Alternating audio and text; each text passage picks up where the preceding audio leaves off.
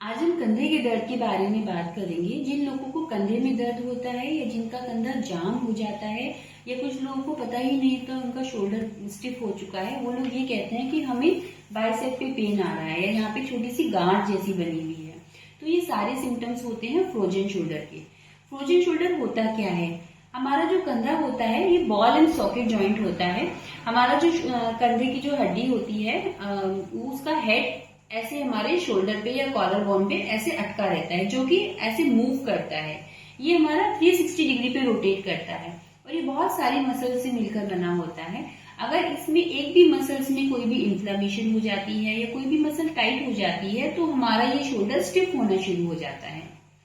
इसके बहुत सारे रीजन होते हैं। कुछ लोग ऐसे होते हैं जिनको कोई भी इंजरी हो जाती है, एक्सीडेंट हो जाता है, या कुछ लोग शोल्डर के बल बहुत ज्यादा सोते हैं तो उन लोगों को भी शोल्डर की मसल स्टिफ होनी शुरू हो जाती है।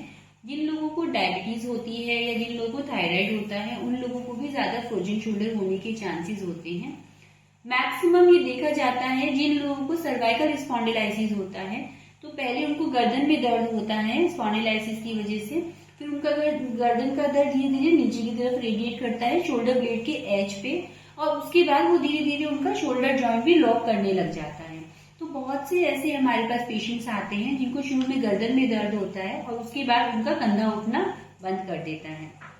इसके अपोजिट अगर आपका हाथ ओवर स्ट्रेच हो गया है या अगर आपने हाथ में किसी भी तरह का झटका लगा है तो उसकी वजह से भी आपका फ्रोजन शोल्डर हो जाता है, क्योंकि शोल्डर की फाइबर्स होते हैं जो मसल्स फाइबर्स वो स्ट्रेच कर जाते हैं, उसके बाद उनमें इन्फ्लेमेशन हो जाता है और दर्द की वजह से हम शोल्डर का मूवमेंट नहीं करते हैं तो धीरे धीरे वो मसल्स टाइट होनी शुरू हो जाती हैं, तो उसकी वजह से भी आपका शोल्डर जॉइंट स्टिफ हो जाता है।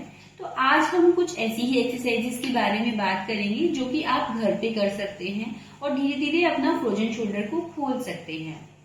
फ्रोजन शोल्डर की जो प्रॉब्लम होती है वो सीनियर सिटीजन्स को अगर हो तो उनका थोड़ा सा टाइम लगता है फ्रोजन शोल्डर खुलने में, क्योंकि वो बहुत हेवी एक्सरसाइजेस नहीं कर सकते। और यंग एज के जो लोग होते हैं वो आराम से सारी एक्सरसाइजेस कर सकते हैं, वेट्स के साथ भी कर सकते हैं, तो उनकी रिकवरी बहुत जल्दी होती है। थोड़ा 60 के बाद के जो लोग होते हैं उनकी रिकवरी थोड़ी स्लो होती है। तो आज जो मैं एक्सरसाइजेस आपको बताने जा रही हूँ वो किसी भी एज ग्रुप के लोग कर सकते हैं और इससे आपको 100% आराम मिल जाएगा। पहली एक्सरसाइज में हमें टेबल के साइड में खड़ा होना है। अगर आपको राइट साइड में फ्रोजन शोल्डर है तो आपका राइट साइड बाहर की तरफ होना चाहिए। लेफ्ट हैंड पे आप पूरी बॉडी का वेट डालेंगे और राइट लेग को आगे रखेंगे।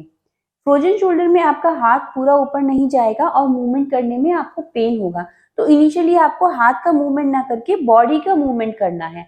जैसे मैं अपने राइट हाथ को बिल्कुल ढीला छोड़ूंगी, थोड़ा सा आगे की तरफ झुकूंगी और मैं अपनी बॉडी को आगे पीछे ऐसे हिलाऊंगी, क्योंकि मेरा हाथ बिल्कुल ढीला है और बॉडी मूवमेंट्स की वजह से ये हाथ अपने आप आगे पीछे जाएगा।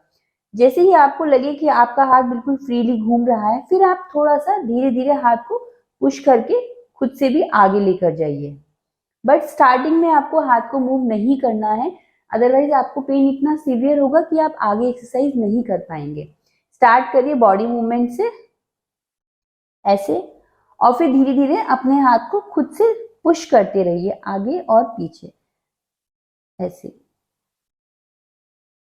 इसके आपको 20-20 रिपीटिशंस करने हैं, बट अगर आपको पेन बहुत ज्यादा है तो आप रिपीटिशन थोड़े कम भी कर सकते हैं। दूसरी एक्सरसाइज में भी हमें इसी तरह से अपना रोटेशन करना है। लेफ्ट हैंड को मैंने आगे रखा, राइट लेग को मैंने आगे रखा, इसको ढीला छोड़ा और बॉडी को मैं रोटेट कर रही हूँ। इनिशियली आप बॉडी को रोटेट करेंगे तो आपके हाथ में दर्द नहीं होगा, बस आपका ये हाथ बिल्कुल ढीला होना चाहिए ताकि ये आपके बॉडी मूवमेंट्स के साथ साथ ये भी मूव करे। और जैसे ही आपको लगे कि अब आपका हाथ बिल्कुल लूज है, आपको पेन नहीं हो रहा है, फिर आप धीरे धीरे सर्कुलर मोशन में हाथ को भी रोटेट करिए, बट बॉडी मूवमेंट्स आपका रुकना नहीं चाहिए। इसकी भी रिपीटिशंस आप 20 करिए और अगर आपको पेन हो तो रिपीटिशन थोड़ा कम भी कर सकते हैं। नेक्स्ट एक्सरसाइज में आप कोई भी वेट ले सकते हैं, जैसे मेरे पास ये 1 किलो का वेट है। इसमें भी आपको वेट पकड़ के आप धीरे धीरे हाथ को हिलाते रहना है। अब आपको बॉडी नहीं हिलाना है, आपका ये हाथ बिल्कुल ढीला रहेगा और वेट की वजह से आपका मूवमेंट्स आगे पीछे जाएगा और धीरे धीरे थोड़ा सा अपने कंधे से पुश करके मूवमेंट्स को बढ़ाते रहिए। ये रेंज आपका धीरे धीरे वेट की वजह से बढ़ता रहेगा। इसको आपको फ्रंट रेज भी करना है और बिल्कुल इसी तरह आपको ये साइडवेज भी करना है। अगर आपका हाथ बिल्कुल ढीला रहेगा तो आपको पेन नहीं होगा और वेट की वजह से आपका रेंज धीरे धीरे बढ़ता चला जाएगा। इसके भी आपको 20 रिपीटिशंस करने हैं। नेक्स्ट एक्सरसाइज है फिंगर वॉल एक्सरसाइज। इसमें आपको क्या करना है, आपको ऐसे वॉल के साइड में खड़ा हो जाना है। आपका जो राइट हैंड है जिसमें जो फ्रोजन है उस पे आपको फिंगर्स को ऐसे रखना है और धीरे धीरे आपको फिंगर्स से वॉक करते हुए ऊपर जाना है। मैंने अपने हाथ को थोड़ा आगे रखा है ताकि आप देख सकें। आपको बिल्कुल शोल्डर के लेवल पे रखना है। आपको ऐसे धीरे धीरे ऊपर जाना है। जहां पे भी आपको पेन स्टार्ट हो आपको वहां पे मार्क कर लेना है और वहां से फिर धीरे धीरे नीचे आना है। फिर नेक्स्ट टाइम आपको कोशिश करना है कि जहां पे मार्क हो उससे आप 2 फिंगर ऊपर जाए, फिर धीरे धीरे नीचे आना है। तो ऐसे एक्सरसाइज वॉक धीरे धीरे करते करते आपको अपना रेंज बढ़ाते रहना है। आपको सिर्फ इस बात का ध्यान रखना है कि अगर आपको पेन हो रहा है तो भी आप कोशिश करिए कि आप 2 फिंगर ऊपर जाएं और वहां पे 2-3 सेकंड रुके और फिर नीचे आए, क्योंकि जितनी भी फ्रोजन शोल्डर की एक्सरसाइजेज होती हैं उनमें थोड़ा सा पेन होता है, क्योंकि स्टिफनेस को खोलने के लिए हम ये एक्सरसाइज कर रहे हैं, तो स्टिफनेस की वजह से आपको पेन होता है। बिल्कुल इसी तरह से आपको वॉल के सहारे खड़ा हो जाना है। आपको अपने हाथ को धीरे धीरे ऐसे ऊपर लेकर आना है। जहां भी पेन हो वहां से वापस नीचे लाइए, फिर ऊपर आइए, फिर नीचे लाइए और धीरे धीरे अपना रेंज बढ़ाइए। ये सभी एक्सरसाइज आपको बिना पेन के होगी अगर आपका हाथ बिल्कुल लूज हो। अगर आप अपनी मसल्स को बहुत ज्यादा कॉन्ट्रैक्ट करके रखेंगे या टाइट रखेंगे तो आपको पेन बहुत ज्यादा होगा, क्योंकि इस एक्सरसाइज में पेन आपको बाइसेप्स के पास फील होगा। तो इसीलिए मैं अगर आप अपने हाथ को बिल्कुल फ्री छोड़ेंगे तो ये एक्सरसाइज बहुत इजीली आपसे हो जाएगी। आगे हम करेंगे शोल्डर का एक्सटर्नल और इंटरनल रोटेशन, क्योंकि हमारा शोल्डर का कोई भी मूवमेंट हम करेंगे तो वो पेनफुल होगा। इसमें आपको दोनों कोहनी को अपनी बॉडी के साइड में ऐसे चिपका के रखना है। अब आपको धीरे धीरे अपने हाथों को बाहर की तरफ लेके जाना है। यहाँ पे आपको रोकना है, जहां भी आपको पेन हो आपको वहां पे रुक जाना है और फिर वापस अंदर लेकर आना है। फिर से बाहर लेकर आएंगे। 2-3 बार आप अपना एक्सरसाइजेस को वहां तक करिए जहां तक आपको पेन होता है। फिर उसके बाद आप थोड़ा सा अपने हाथों को बाहर की तरफ स्ट्रेच करने की कोशिश करिए। अगर आपको थोड़ा पेन भी होता है तो उसमें कोई दिक्कत नहीं है, जितना आप टॉलरेट कर सके आप वहां तक लेकर जाइए। यहाँ पे आप 3 सेकंड रुकिए और फिर वापस लेकर आइए। फिर से बाहर लेकर आइए और थोड़ा स्ट्रेच करिए और फिर वापस लेकर आइए। इस एक्सरसाइज में आपको स्ट्रेच बाइसेप्स के पास फील होगा, क्योंकि यहाँ पे स्टिफनेस होती है तो वो जैसी ब्रेक होती है वैसे ही आपको पेन होगा। लेकिन थोड़ा सा भी अगर आप पेन टॉलरेट करके एक्सरसाइजेस करेंगे तो आपका मूवमेंट फ्री हो जाएगा। नेक्स्ट एक्सरसाइज है उसमें हम शोल्डर जॉइंट को मूव करेंगे। शोल्डर जॉइंट हमारा बॉल एंड सॉकेट जॉइंट होता है, तो इसका मूवमेंट भी जरूरी है क्योंकि हमारे फ्रोजन शोल्डर में सारे मूवमेंट शोल्डर के रिस्ट्रिक्टेड होते हैं।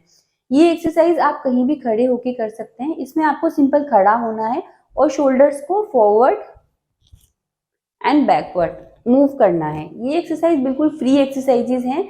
इसके आप 20 टाइम रिपीटिशंस कर सकते हैं। इससे आपको आपके शोल्डर जॉइंट थोड़ा फ्री होगा और आपको मसल्स थोड़ी रिलैक्स फील होंगी। अब हम करेंगे कुछ आइसोमेट्रिक एक्सरसाइजेस। इन एक्सरसाइजेस में आपके बॉडी का मूवमेंट्स नहीं होगा लेकिन आपके मसल्स पे प्रेशर पड़ेगा जिससे कि वो खुल जाएंगे। इसमें भी आपको साइड में खड़ा होना है।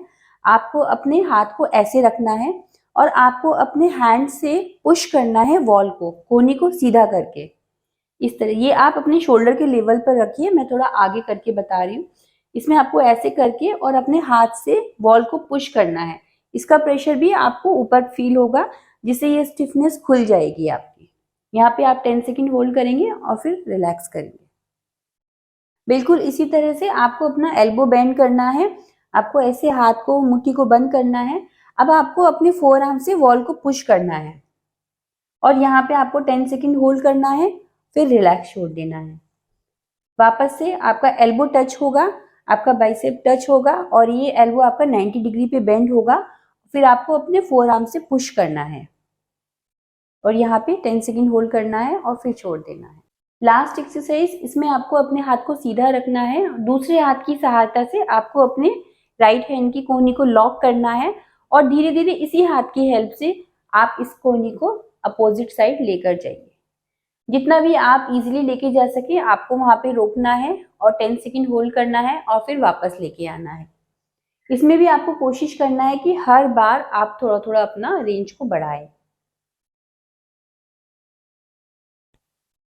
जितनी भी फ्री एक्सरसाइजेज हैं उनकी आप 20 रिपीटेशंस करिए सुबह और शाम, और जितनी भी आइसोमेट्रिक एक्सरसाइजेज हैं उनकी आप 10 रिपीटेशंस करिए। ये एक्सरसाइज आप किसी भी टाइम कर सकते हैं, इसके लिए आपको खाली पेट होने की जरूरत नहीं है। शुरू में एक्सरसाइज करने में आपको थोड़ी डिफिकल्टी हो सकती है, पर जैसे जैसे आपका रेंज खुलता चला जाएगा आपको पेन भी कम होगा और ये एक्सरसाइज करने में आपको आराम भी मिलेगा। ये एक्सरसाइजेज ऐसी होती हैं कि आप इन्हें घर पे कभी भी किसी भी जगह किसी भी समय कर सकते हैं। अगर आपको फ्रोजन शोल्डर नहीं है और आपको सिर्फ कंधे में पेन है, तब भी आप ये एक्सरसाइजेज करिए ताकि फ्रोजन शोल्डर से बच जाए। मैं उम्मीद करती हूँ कि आपके ये वीडियो बहुत काम आई होंगी और ये एक्सरसाइजेज भी आपने बहुत अच्छे से समझी हैं। अगर आपको मेरी वीडियो पसंद आई तो आप मेरे चैनल को सब्सक्राइब करिए, लाइक करिए और बेल आइकन जरूर दबाइए ताकि आगे भी मैं जो भी वीडियोस बनाऊं वो आप देख सकें। Thank you.